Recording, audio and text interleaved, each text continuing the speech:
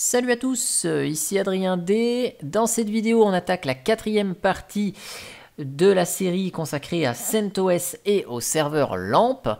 Donc après avoir installé le serveur web PHP et vu un petit peu où étaient les fichiers de configuration, dans cette quatrième vidéo, on va parler HTTPS et certificats. Oui, donc ce qu'on va faire, c'est qu'on va installer le module SSL pour Apache. On va se générer des certificats avec Let's Encrypt. Et puis, pour terminer, on peaufinera un petit peu le paramétrage SSL dans nos fichiers de configuration. Alors, première chose, déjà, on va installer le paquet qui s'appelle mode SSL, ici, qui va nous installer les petits fichiers de configuration nécessaires pour faire fonctionner la partie HTTPS sur notre serveur web. En installant ce mode SSL, ça nous crée un fichier dans etc httpd conf.d qui s'appelle ssl.conf, qui va contenir le virtualhost par défaut de notre serveur web en écoute sur le port 443, donc le port HTTPS. Maintenant que le module il est installé, on va redémarrer évidemment le service HTTPD. Et bien sûr, on va ouvrir le pare-feu, donc firewall cmd add service HTTPS. Le service HTTPS, c'est port 443 sur TCP. Et ce, de manière permanente. Et on va recharger la configuration du pare-feu. Et maintenant, une fois que c'est fait, on va pouvoir accéder en HTTPS à notre site internet. Alors bien sûr, ici, tuto.linuxtrix.fr en HTTPS, on nous dit que ce n'est pas sécurisé. Pourquoi? Parce que les données d'identification de ce site web n'ont pas été délivrées par une organisation de confiance. On valide l'avertissement, on est quand même chiffré au niveau des échanges entre le client et le serveur. Juste notre certificat étant auto-signé, il est juste vérifié par le domaine lui-même, mais une autorité de certification n'a pas validé le fait que notre certificat soit bon. Alors en parlant d'autorité de certification, vous en connaissez peut-être une qui fournit des certificats gratuits X509, c'est Let's Encrypt. Voilà, donc c'est avec un petit processus automatisé via un logiciel qu'on peut éventuellement créer ces certificats gratuits. Donc les certificats de Let's Encrypt sont créés, sont validés et sont signés, tout ça automatiquement. On a plusieurs logiciels à notre disposition. Ce qu'on va faire, on va utiliser pour cette vidéo l'outil certbot. Donc certbot doit être présent dans les dépôts EPEL. Donc bien évidemment, il faut installer au préalable le dépôt EPEL comme on a vu dans la première partie de cette série de vidéos. Donc Let's Encrypt est soutenu par de nombreux sponsors comme Cisco, Red Hat, Mozilla ou même Gemalto, le fabricant de lecteurs de cartes à puce. Donc maintenant qu'on a installé certbot, on va générer notre certificat Let's Encrypt. Ce certificat, il est valide 90 jours, donc il faut le renouveler tous les 3 mois environ. Et il y a besoin d'avoir un port 80 à l'écoute et pour pouvoir récupérer en fait nos certificats ici. Donc la commande certbot ici --help, on peut avoir un petit peu d'aide sur la commande avec toutes les options qui sont possibles. Donc là, je vais vous montrer comment créer un certificat Let's Encrypt avec certbot et les différentes options que je vais utiliser. Donc ici, on va utiliser la commande certonly qui permet de générer donc le certificat. On va lui spécifier avec l'option -d le domaine d'application, donc tuto.linuxtrix.fr. On va dire que c'est pour ce nom de domaine-là qu'on veut le certificat.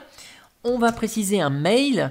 Donc ici, ce mail, il va servir pour envoyer un email Let's Encrypt va nous envoyer un email 15 jours avant l'expiration du certificat sur cette boîte mail pour nous dire « Ah, attention, il faut penser à renouveler votre certificat ». Bien sûr, l'adresse email ici n'existe pas, donc ça n'arrivera jamais, mais c'est juste pour cette vidéo que je vous fais la génération de ce certificat. Dans 3 mois, j'aurai pas besoin de le renouveler. On va mettre -- agree tos, puisqu'on est d'accord avec les termes de la licence. Et ici, je vais mettre -a web root ici pour lui dire que j'ai déjà un serveur web qui écoute sur le port 80. Si vous voulez générer un certificat pour un FTP par exemple ou pour autre chose et que vous n'avez pas de serveur web écoutant sur le port 80, vous pouvez à la place de webroot utiliser standalone.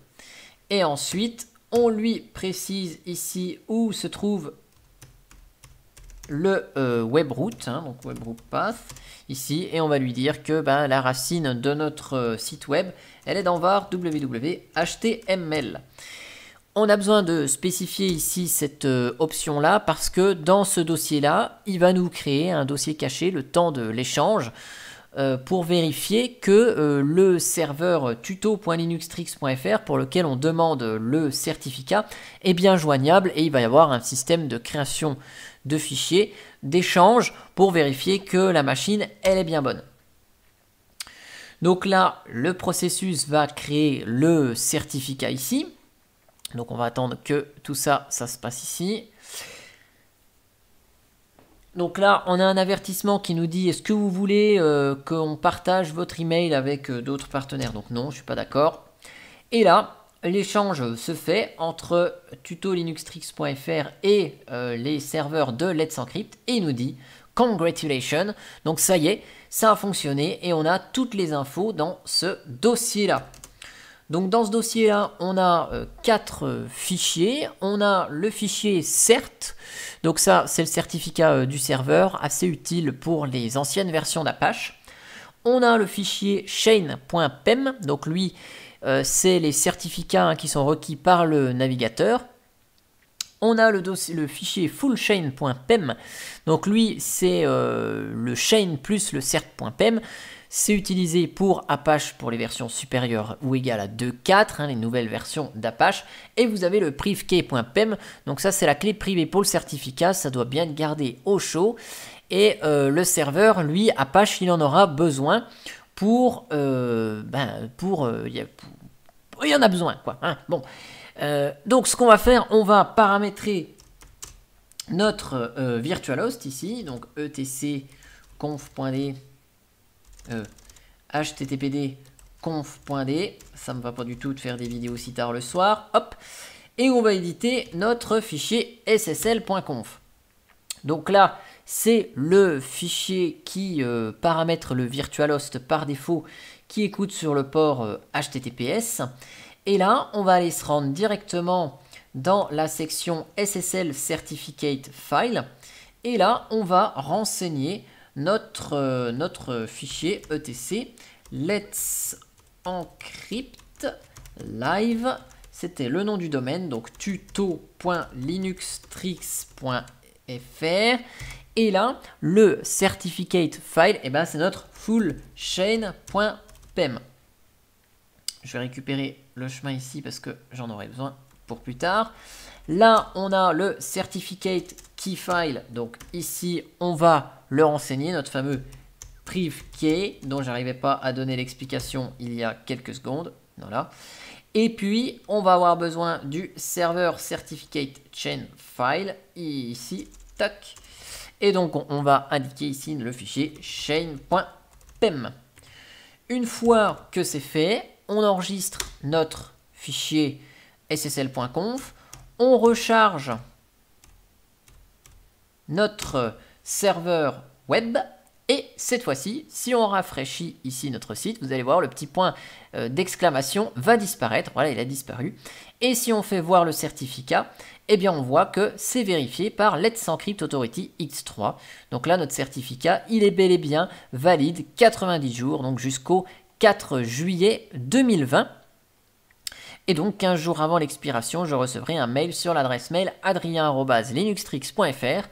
Mais vu que cette adresse, elle n'existe pas, je ne recevrai jamais le mail. Donc ça, c'est une bonne chose. Cependant, une fois que vous avez votre site web qui fonctionne en HTTPS, vous pouvez tester sur le site sslabs.com/ssltest.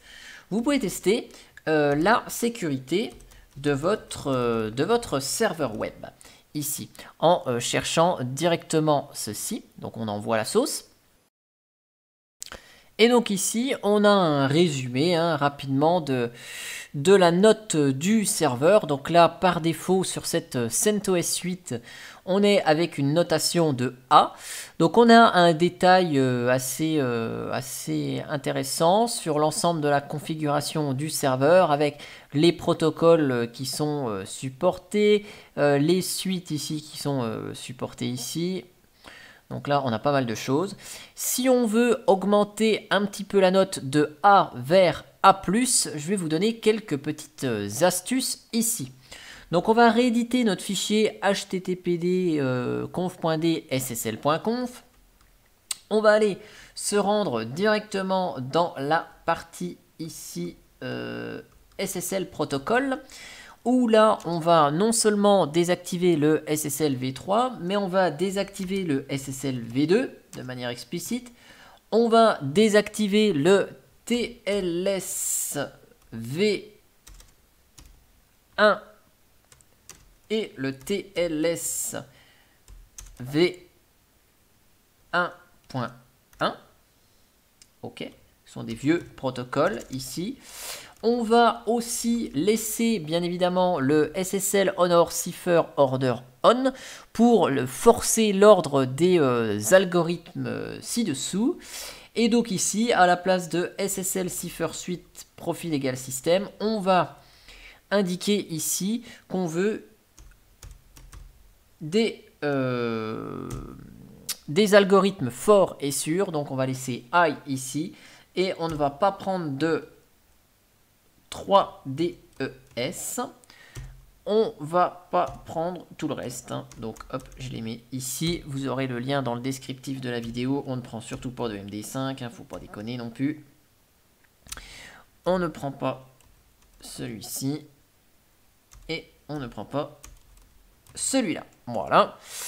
Et puis, on peut même se payer le luxe, alors là je vais le mettre en bas du VirtualHost, d'activer de manière assez explicite HSTS, donc le Strict Transport Security ici. Et donc, je vais faire un copier-coller de mes notes qui sont juste à côté. Ce sera beaucoup plus simple que d'écrire tout ça. Voilà. Donc ici, je force HSTS. J'enregistre, je restarte HTTPD, donc je recharge ici. Et donc là, je vais réanalyser le site tuto.linuxtrix.fr et on va voir que normalement, la note devrait passer en A+, avec les optimisations effectuées. Et voilà, donc grâce à notre petite optimisation, eh bien, on est enfin passé avec un statut de type A+. Voilà, en espérant que cette petite partie de vidéo sur la partie HTTPS génération des certificats Let's Encrypt vous aura plu. Et à travers cette fin de vidéo, je tiens à remercier à nouveau Ataxia Network pour sa machine virtuelle directement connectée à Internet et son adresse IP publique qui me permettent de vous faire justement cette partie de vidéo avec Let's Encrypt. Allez, sur ce, je vous dis à bientôt pour une prochaine vidéo.